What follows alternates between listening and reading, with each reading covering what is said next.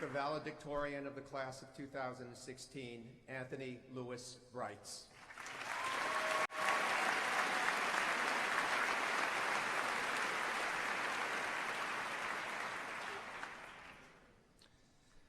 Good afternoon. Okay, so you're sleeping already? All right. I heard I have to be serious for this speech, so I'm going to channel my inner Mr. Fitz and Mr. Paul. So I'd like to take a moment to ask the seniors to look back into the past. Look back on 3C week, some 4 years ago, your first week here at Chaminade. What were your feelings about Chaminade, about your fellow classmates, and about this drastic change to the new, mostly unknown world of high school? Particularly, what were your experiences and feelings on that very first day of 3C? I remember that first day very vividly. I sat at an unknown desk with unknown person number 1 sitting in front of me, unknown person number 2 sitting behind me, and unknown person number 3 to my right. Who was that Mr. Munnelly guy in the front of the room? I didn't know. I don't think I spoke a word to anyone that whole day. Not one word, unless a faculty member spoke to me first. I was terribly uncomfortable that Monday, as I am sure everyone else was, judging by the fact that no one turned their heads or even opened their lips. What made the day worse? I almost drowned in the pool while we were playing water polo when this big, blonde-haired kid just dunked me under. I'm sure that I'm not the only person here who had experienced some sort of shock on that first day. When I arrived home from school that day, I asked my mom to withdraw me from Chaminade. Yeah, I was done. I didn't think I could handle such a change, and I heard that the academics would be torture. I had to wear a jacket and a tie, and the people didn't even talk to me. I had already heard about the torture that the academics would be, yet despite my disenchantment, fear, and anxiety, I was forced by my parents to endure a second day. But the second day wasn't quite as bad as the first, because many of us actually made the effort to turn our heads and open our lips. By the third day of 3C, we realized that we were not alone in fearing this new high school environment.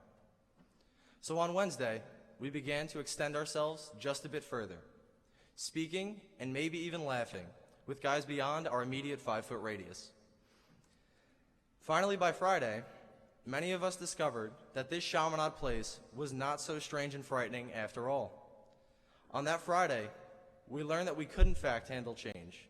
We could deal with the uncomfortable, and we could survive what seemed to be the impossible. And for those of us here today, we have proven not only that we could do all these things, but that we could do them well. We have conquered the change, the discomfort, and the seemingly impossible tasks that frightened us in our early days at Chaminade.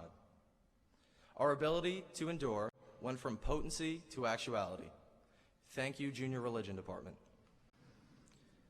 Throughout this small tale of triumph, there was one critical moment, one turning point that shaped us into the Chaminade men who stand here now on this stage, ready to face the uncertain future. That crucial moment was the decision whether or not to persevere at Chaminade, whether or not to accept challenge and the unknown. As I previously mentioned, my moment of decision came the night after the very first day of 3C. With the guidance of my parents, I chose to embrace the uncertainty and the challenge. And for that, and countless other reasons, I thank my mother and my father, who have guided and supported me continually through this journey. I would also like to thank the faculty, and especially my fellow classmates, for making our 4 years together the greatest and most memorable time of my life. By accepting the life wish to grow in the setting of Chaminade, we have learned to persevere and remain loyal to every task despite their demanding obstacles.